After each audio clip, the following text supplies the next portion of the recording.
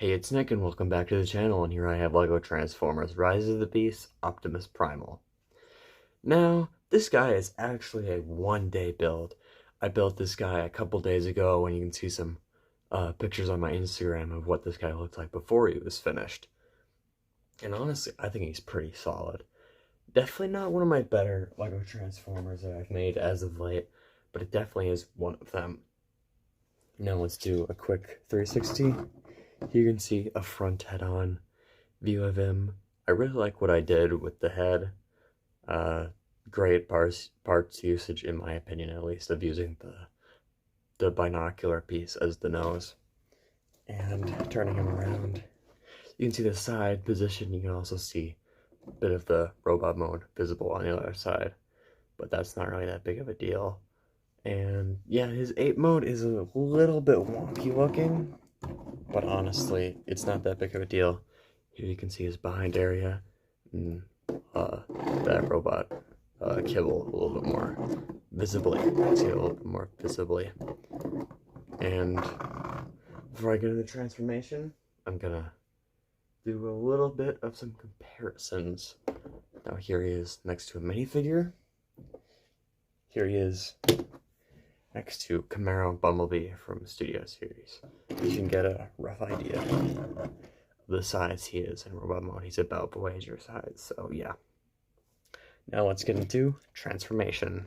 Starting Thursday at 5:30, I take over the hub. 26 hours, every episode of Transformers Prime, leading up to the explosive season finale.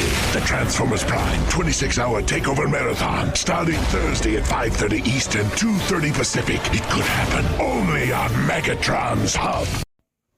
And there he is in robot mode. Now, there wasn't really much that I could go off of based on the actual movie itself, as what we've seen of Primal's robot mode hasn't been very good looking. Seems he just transforms at that final battle, and yeah, it's kind of difficult to get a good idea of what he looks like, but this is basically the best that I could do. It is loosely based off of like that ultimate Optimus Primal that got revealed, that like sold out immediately. That's interesting. I guess it's also based off the mainline version as well, mostly. You can see his legs.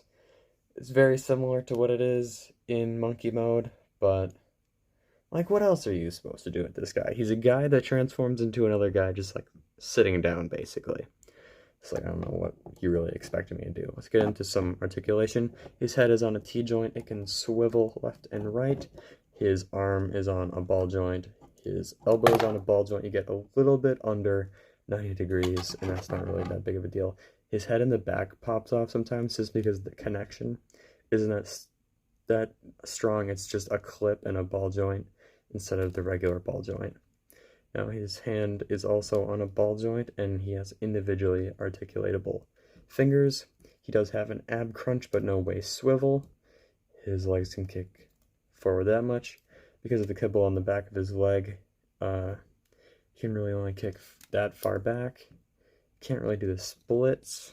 This guy's not very articulatable. A little under 90 degrees, and he's got a ball joint at the ankle, which gives him ankle tilt, ankle forward, and ankle back. Overall, he's pretty posable. Not quite like standard Chug style articulation, but like, he's got enough, so you can definitely get him into some poses. Now on to some comparisons.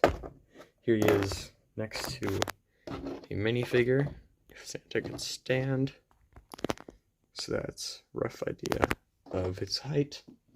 And then here he is next to Transformers Studio Series Revenge of the Fallen Bumblebee. Probably more standardized scale. He's about Voyager. Roughly Voyager, a little bit short. But yeah, that has been a look at my LEGO Transformers Rise of the Beast Optimus Primal. I hope you enjoyed, and remember to subscribe for more videos like this.